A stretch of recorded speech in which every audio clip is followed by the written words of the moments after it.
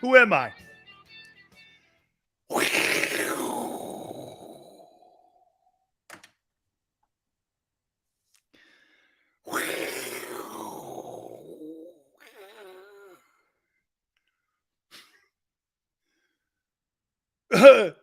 Who am I?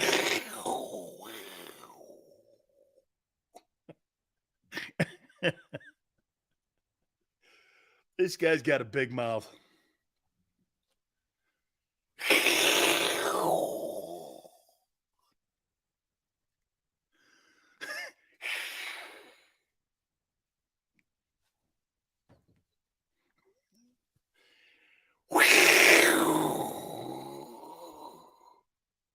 You guys know who I am yet? Come on, this is Houdini. Come on, this is an impression. You guys should know who this is.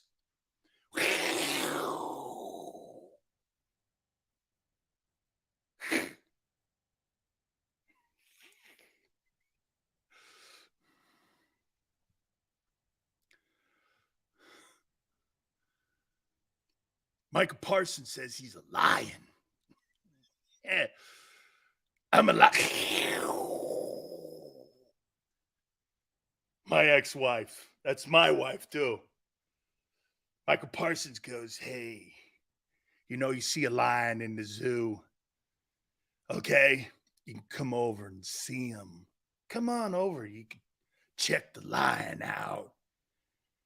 I'm the lion. I'm going to roar this year.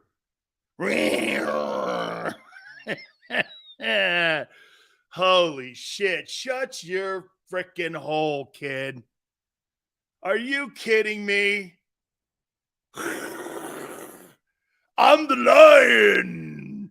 Everybody fear me. This guy talks so much shit and is half the player his game is. Dude, I swear to God, man, that guy is the corniest dude and the dumbest dude I've ever seen.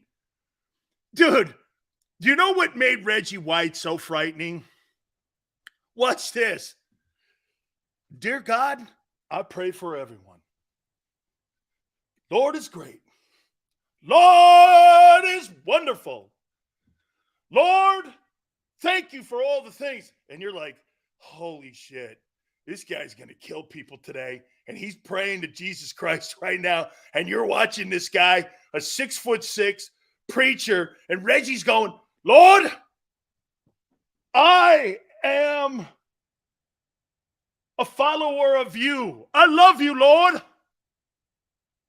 I love Billy Graham. You're like, oh my God, this guy's going to kick the shit out of the Washington Redskins today.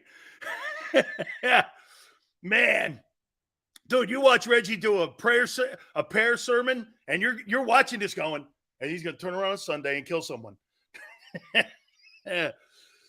Dude, man, that's right, Greasy. This guy was a tsunami, man. This guy's talking to you about saving souls, and he goes out there and takes them on Sunday. Hey, Tone, you see, here's the difference between Reggie White and a preacher. This guy's talking about saving souls Monday through Saturday. On Sunday, Reggie took souls. Reggie took your soul on Sunday. All that stuff I was saying, Monday through Saturday, Sunday comes, I'm taking some souls. I hear you. That guy took souls, dude. Frightening. You got a preacher kicking the shit out of everything that lived. Holy God. Lord has given me a mission. What's that mission, Reg? To save souls and take them on Sundays. Man, that's a frightening guy. Because you're like, I don't know what the hell he's doing. And this guy over here, Parsons, here's Micah Parsons. I'm a lion. Yeah, well, some games you're a kitty cat. You're a little pussy cat. You ain't no lion. Hey, Micah Parsons, you're a pussy cat. You ain't no lion. He's going around telling people he's a lion. Hey, Micah, you're a pussy cat. Little pussy cat, drinks a little milk out of little saucers. You put it out there for the Wildcats. Nice bowl of water, little saucer of milk. Micah Parsons, when he comes to the link, he ain't a lion. He's a pussycat. Telling me that. He's going around telling people he's a lion. We got another idiot in the NFC East coming up here too. Okay? All right. Sales Parsons compared Dallas's defense in 2000. Yeah. Okay. Sure. You mean the one that Brock Purdy took out? So Brock Purdy took. You think Brock Purdy could take out the Ravens 2000 defense? Dude, the Cowboy defense was not better than the Eagle defense last year. Not close. Okay? No way. 70 sacks. What is he? He is a big shit-talking pussycat. Absolutely. It may be closer this year. Dude, he is a shit-talking. He's got to, you know what? He's the closest thing they got to Michael Irvin. But at least one thing with Irvin, he won 3 Super Bowls. I'm a lion, little pussycat. I might even tweet that out.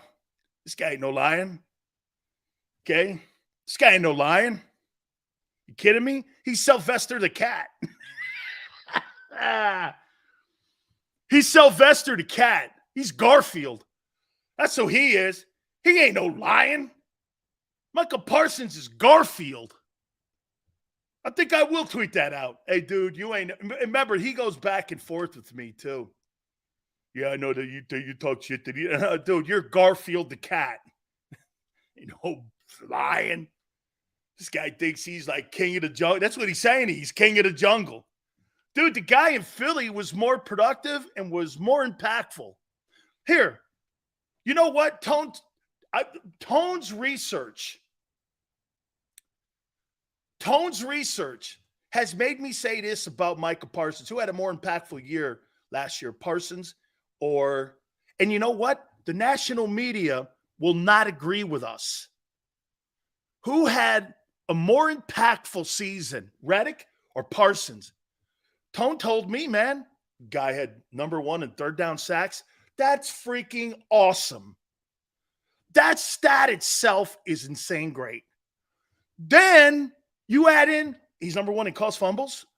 Dude, that's a wrecking ball. It's like a bowling ball going down the lane and hitting strikes. You know how many gutter balls Garfield threw? Tons last year.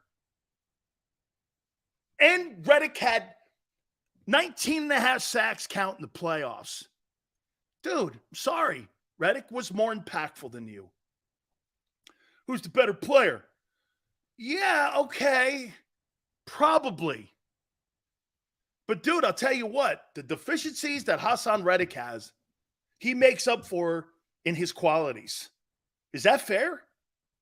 He may not be the best tackler. He may not be a guy who can cover a lot. But I'll tell you what. When you need a sack, he gets it. You don't, Garfield. You won't. I didn't ask you if you'd take Young. So you would take Chase Young? I'm not taking anybody a team after 3 years has given up on trying to trade him. Dude, Chase is a great player. He is, when healthy. Let's see what he looks like this year. He's got the capabilities of being really a special player. I hope he gets back to that level. Just makes the competition in the NFC East that much better. Dude, listen, if you have Parsons and you have Reddick and then you get Chase Young up, you could arguably have 3 of the best young pass rushers in the National Football League. Not that Reddick is super young, but he's not super old. You could have really great pass rushers in the NFC East. Oh, and one thing's for sure, too. Looks like Brock Purdy is going to be ready for the season. So all the Niner fans, my guy's ready. Bro, you better hope he's good and not like a fling thing.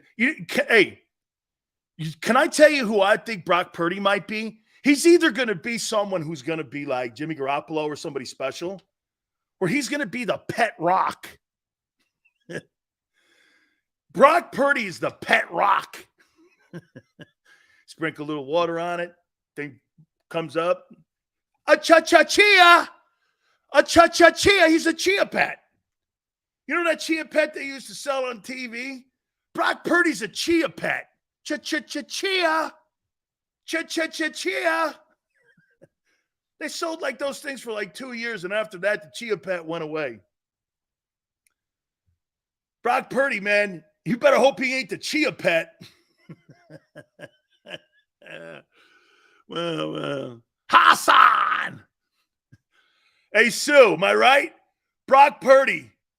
This guy might be the next chia pet or pet rock. A cha-cha-chia. I got another idiot from the NFC East coming up. Chia pet. Brock Purdy's the chia pet. I remember the Trumpy bear. Yeah, you pull his neck down. Hey, that's what you get with Brock Purdy. You could, it's like the Purdy doll, like the Trump doll. You bend the head over and you could take another arm out, or no, you could take a sling out. Hey, right, Tone? It's like the Purdy doll. You bend the head over, you unzip it, and you could take a sling out. Anyway. Okay, so Daniel Jones was asked the question, the Trumpy bear. Oh, okay. So Daniel Jones was asked the question if he thinks his team is close to being in line with the Eagles. And do you know what Pennies Jones said? This guy's pennies from heaven. That's the way his agent's looking at it right now. This guy, hey, man, who would have thought this guy here a year ago where they didn't even pick up the $18 million option? Let's just show you how you make a dumb move after a dumb move if you're the Giants.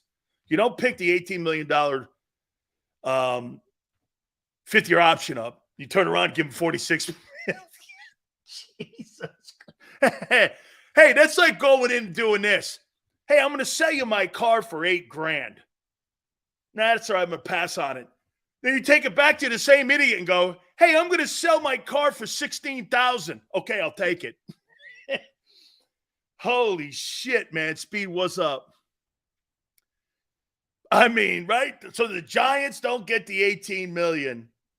Instead, what they do is they have to give them $46 and a 3-year deal to boot. What a dumbass organization.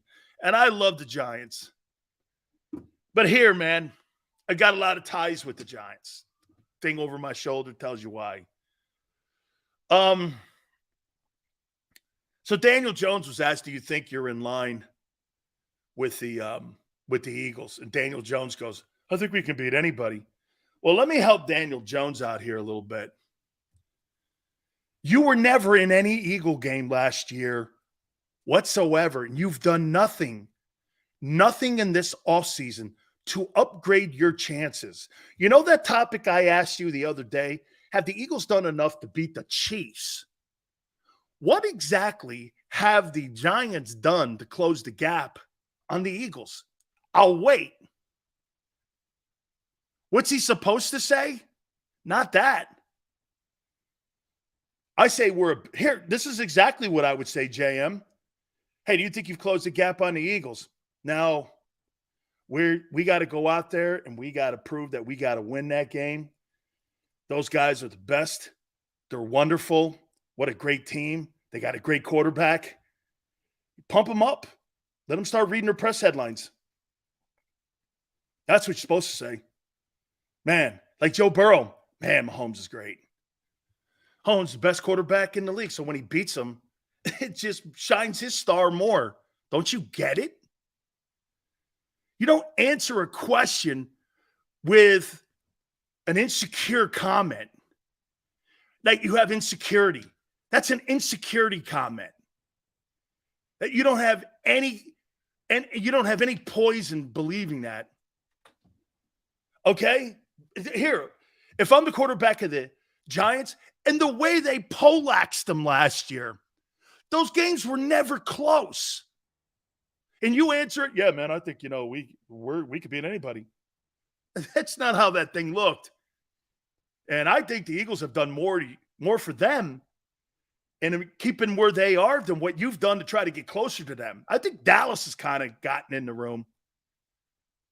But I would also say this, JM, if I'm Daniel Jones, I don't know, man. They got a great O-line. Their defense, their corners are exceptional. We really don't throw the ball deep because, when we played it, they're really good. They're well coached. It's an unbelievable organization. Yeah, man. For us to win and be anything, we got to beat them. And we're going to go out there with an improved football team. I think we've improved. I think another year under Brian Dable will give us that confidence to go into a game against Philly with more confidence. But we got to go out there and play the game. That's how I'd answer that. Not, I think that we can go into a game and, I think we can beat anybody. Yeah, dude, if you're in the AFC, the New York Giants are a 6-win team. Okay? They're a 6-win team. Still, hey, Neil's like, they're still going to get smashed. I know they're going to.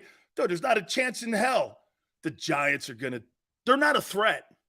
Here's what you can't do against the Giants. Don't turn the ball over. Don't be dumb. Jalen not get hurt. Go in there. Hey, and by the way, I don't care if you beat them 18-14. This is not BCS points. Just go beat them. Get out of the thing. Don't get anybody hurt. Kick the shit out of them because you're better. Who cares? Just go get them. They're a divisional team, conference team. Go take care of business. See, in those games, I don't care what the score is. I don't really care. I don't have to beat them 38-7. I don't care. And anytime you play common opponent like that, they're always going to be tight games. Just go get the win. Don't get anyone hurt. Get the win. You're better. And every facet. Well, they got better coaching. Well, that's why the game will kind of be close. Okay? The Jets. Jets, baby. You bet, man. You got a big old Pied Piper in Craig Carton, man. He thinks they're going to Super Bowl. Shit. They ain't going to win the AFC East. Are you kidding me? They ain't going to win the AFC East. Hey, beat Tua first. Actually, beat Mac Jones first. All right, so Dimes Jones, stupid. And Puttycat, the little pussycat, Micah Parsons, not a lion. He's a pussycat. Saying he's a lion. People can come see me if they want. I'm at the zoo. Holy cow. You can't be. You know what that is? Those are two insecure dudes. You know what Jalen's doing? Working hard, not opening his fly hole. Dude, Jalen Hurts makes no comments like that shit. Says nothing. He's so boring, it's great. Dude, him being boring like that is a good thing. You don't hear Mahomes opening his fly hole unless someone takes a small. Hey, when you got 2 Super Bowl rings, you can kind of chirp a little. You can kind of chirp a little. Hey, this is who I am. It's all right. I mean, you can kind of chirp a little. 5 straight AFC title games. I don't know. You're kind of in the room there. Okay. Here's the Jalen Hurts topic. This is what day is it? Wednesday? Yeah. Tone may not like me up today. Okay.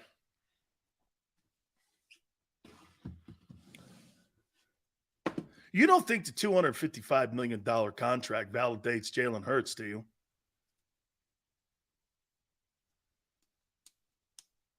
You're not under the impression that money validates a player. You're not under that notion, are you? You thought you validated Wentz. You think Kyler Murray's validated? You thought Derek Carr was validated in Las Vegas?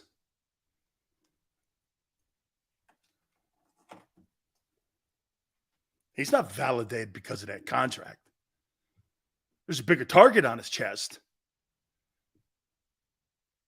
He's still in a position where he hasn't validated himself. And for that matter, nor has Josh Allen and anyone else. I'm a little tougher grader when it comes to the quarterbacks that I would favor going into a game. Okay?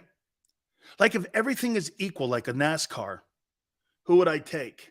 Hurts or Allen in a game? Who's a better athlete? I'd say Josh Allen is. He's a better prospect, bigger, fat. I don't know, faster, but just more. Plays all the games, doesn't get hurt, bigger arm. I'm not the only guy that thinks this. However, thinking yourself around a football field, I mean, 2 minutes left in a game, and if you had to give the ball to one guy with one drive left in the game, who'd you give it to? You know, Bruce Arians on the program a couple months ago, didn't he not say this? I like to have seen Hurts with the ball in his hand the last drive. It'd have been interesting. I think he believes he would have scored. I think Bruce Arians believes if Hurts had the ball and had a chance, and they had the last series, I think he thinks they'd have scored. Would they lose by 3? Maybe at least got a field goal, right? Got one of the better kickers in the game. Okay. I think Josh Allen's got a little bit of Wentz in him, man. There's a little bit of that, I want to be the superstar guy out there. Got to take that out of your game. Hurts has none of that superstar shit. I mean, seriously, Hurts reminds me a lot, like I said a couple of weeks ago, he reminds me a lot of Emmitt Smith. You look up, he's got 320 yards passing and 70 rushing, and you're like, whoa. This guy's almost got 400 yards of total offense? Holy cow. That's killing it. What did he have? Surely he had like almost 4,500 yards in total offense last year. Something like that. 4,500 yards in total offense. 33 touchdowns, shit like that, right? That's a lot of offense. It's a lot of yards. Again, it's just different. Burrow, I'd taken Burrow over Jalen, and I'm not debating that. You guys can homer it all you want, and nor would you. If you had any common sense about yourself, if you're drafting a quarterback to start your franchise with, Jalen Hurts or Joe Burrow, you're doing Joe Burrow. Okay? But I'll tell you one thing that Hurts has done. Again, here's why, and I've said this about 2023 and validating. Jalen's going to validate himself when he gets into these games this year with the Chiefs, the Bills. Games like that. Aaron Rodgers. Did they play the Jets this year? They got the Jets. The Niners. He's going to validate himself or not. Okay? He's going to. Totally. Look at Jameson. I'd take Jalen over Burrow. Well, you'd be the only guy in the National Football League that would do that. I'll make a point to you, too. There's some people still in the NFL. I'd say the majority of the people in the NFL will still take Lamar Jackson over him. I'm not so sure about that anymore. Jason Cole takes Jalen over Lamar. Too injury prone for him. Not a bad take. Okay, not a bad take. And by the way, as I've said, Burrow's more accomplished. He's taking his team further. Every year he started. First year he got hurt. I think it was after week 8, if I'm not mistaken. He got hurt in week 8. Then the next year they went to the Super Bowl, and then this last year they went to the AFC title game. So, I have a lot of people going, well, dude, the Eagles gave him $255 million. That means nothing at the end of the day. Now he's got to earn it. Wentz was given the money and never earned it. Kyler Murray has been given a bag of money, yet to be determined on whether he'll earn it. Derek Carr didn't earn his money in Vegas. That's why he's in New Orleans. There's a reason that all these big-time contracts, 90% of the time, don't pan out. They just don't pan out. What's the stat? Last 30-some years, only one team has gone to the playoffs after losing the Super Bowl. That was the Patriots. There's a lot of people betting against the Eagles this year. I don't know, man. See, the 49ers, I get it, and I understand where people are. And Niner, you either got the Chia Pet Niner or you got your next franchise quarterback. Supposedly he's in Jacksonville right now. What people are telling me, and he's throwing the ball, and he's on schedule right now to be able to start the season for the 49ers. That's a good thing. Okay? So Brock Purdy is going to be ready. I think it's pretty miraculous that type of injury, that he's putting himself in a position right now where he might be ready for the start of the year. They're going to need him early too, because they got a pretty good looking schedule at the beginning in the first two quarter poles of the season. So they're going to need it, in my opinion. Okay. Something else about where we are with Jalen here.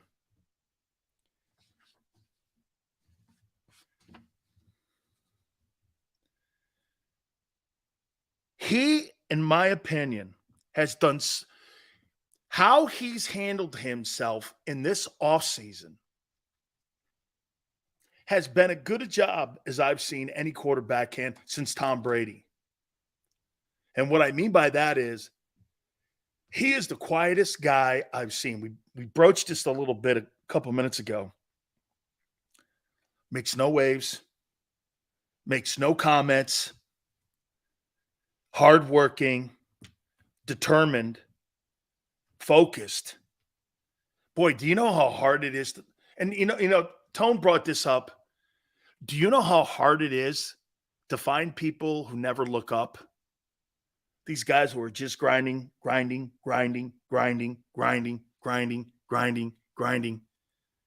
they're grinding. It becomes contagious in the locker room.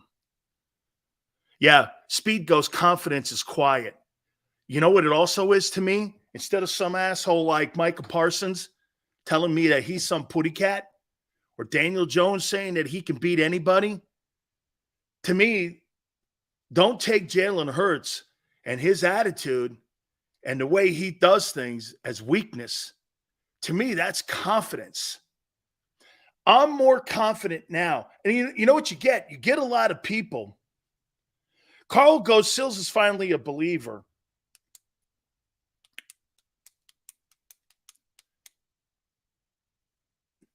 No. I don't have that thought process. What I do, like I said, Jalen Hurts is going to determine how I feel about him by his play. I mean, here, Carson Wentz became Carson Wentz because Carson Wentz was who he was when he. Are you guys under the impression that Carson Wentz wasn't the same guy when he was second in the MVP? And according to JM, the Burt Bell Award MVP of the NFL, you think he was a different guy then than he was in his final game as an Eagle? He was the same guy. Nothing changed. Character doesn't change, dude. That's an innate thing that's inside you. This is where people miss this. They think your play has something to do with your character. It's not true. You're either this guy or you're not. You're born with this. Yale goes, he lost his confidence. Yale, I don't think he ever had it. Because he's an insecure man. When you're an insecure human being at the quarterback position, you don't need confidence. Because it's built in you that you believe in yourself no matter what the naysayers say. When Jalen Hurts was benched, you think he lost confidence? No way. No way. I think his confidence actually rose. I believe his will became bigger. I believe the fire had more logs on it. I got this from Michael Jordan. Michael Jordan said that when he was in high school, he got cut from his basketball team, and some dude beat him out. And he said, man, that just made me want to work harder and harder and harder. I never lost my confidence. That guy just made a bad decision. And so I worked even harder. Then he goes, when I got to the NBA, the scoring champ, put up a lot of points. He's not Larry. He's not Magic. He goes, that also started fueling me. So then all of a sudden, I had those guys to say, well, he ain't Bird and Magic. So he went out, and it drove him to be who Michael Jordan was. All those negative things that have happened in Jalen's life, I don't believe Jordan has ever lacked confidence, no matter what it was. You think Tom Brady, when he came, let me ask you this. You think Tom Brady, when he got to the New England Patriots, Tone, I don't know if you know this story. He got to the New England Patriots, and Bob Kraft is walking in the locker room. Brady's got a pizza box in his hand. He sees Robert Kraft, walks up to him and says this is a 6th-round draft pick. I'll be the greatest decision you have ever made in your life owning this team. And walked away from Bob Kraft with a pizza box in his hand. Robert Kraft went like this. Who the hell is that kid? He's the backup quarterback. He didn't play at all in his first year. At all, he had a pizza box in his hand. And he tells Robert Kraft, and he's a 6th-rounder, a throwaway pick. He just goes like this. Yeah, Wentz quit in the playoffs because it was built in him to quit. Nobody's quitting if you're Brady or Hurts. This is the one thing I've learned about Jalen Hurts and Tom Brady. I think you're built with that. I think that confidence conversation is bullshit. Carson Wentz never had confidence. He had insecurities. That's why the locker room was, hey, when you're winning, it covers that shit up. But when you start losing, all of a sudden, guess what happens? It accentuates your weaknesses. And if you're an insecure dude, that's the first thing that's going to expose itself. Because then you're going to be looking for excuses why everything sucks around you. Jalen Hurts is never, Tom Brady, never said anything about things around him. There's guys that just are, those dudes are just, hey, honestly, outside of Scottie Pippen, not one of those guys ever went anywhere else and won an NBA championship as a starter. Not one of them. They were all role players. Now, Dennis had already had 2 when he was in Detroit, previously coming to Chicago. So he had already had 2. So he was already a built-in successful defensive player. Okay? Weak foundations get exposed under pressure. Absolutely. So that's why I tell you, man, when Wentz was in his MVP, this is why you guys have more confidence in Jalen than you do in Wentz, because you know why? You're right. They're 2 different dudes. One guy never lacked the confidence, no matter what, even when he was playing well. If Jalen Hurts plays bad, what did Jalen Hurts do? Jalen Hurts, supposedly in Nick Saban's eyes, was playing bad. Or they thought they had a better answer at quarterback in Tua. And they won a national title because Tua was more accurate at the time than Jalen. That's when Jalen realized this. Shit. If I want to beat that guy and be better than that guy, I got to be a better passer than that guy. Or I got to be this. Maybe not a better passer than him, because I do think Tua is a better passer than Jalen Hurts. He throws a better ball than him. He doesn't have a stronger arm. He's more accurate. And I agree with Tyreek Hill. He's a pretty accurate guy. But Jalen, he improved his arm. That's all he really needed. He didn't need to have the arm of Tua. He just needed to improve it and the accuracy, and he did. Plus, with his running ability, he's pushed himself ahead now of Tua. Dude, Tua got the option. Jalen got the bag of money. There's a huge difference there. Jalen was on a team that went to the Super Bowl. Tua was sitting in a dark room talking to concussion doctors. Who would you rather be?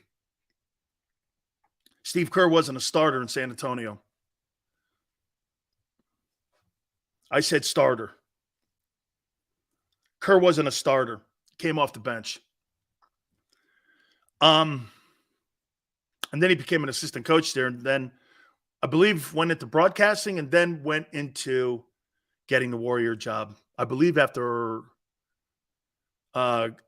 Jackson had the job there. So yeah, he came off the bench.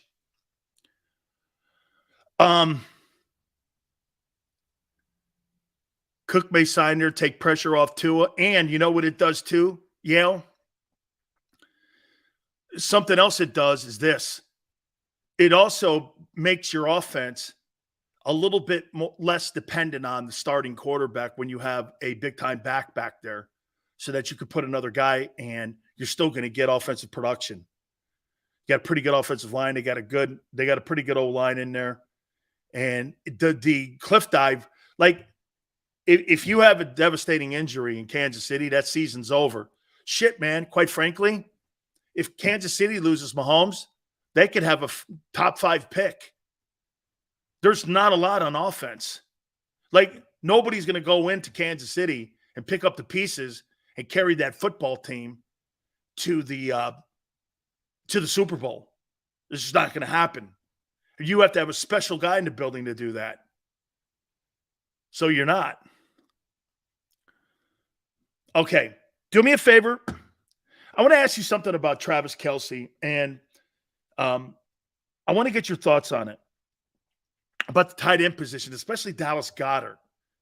I saw something today, Dallas Goedert and Travis Kelce being compared. I was absolutely floored. I couldn't believe the comparison. It's pretty remarkable. All right, hit the like button. Keep it here on the National.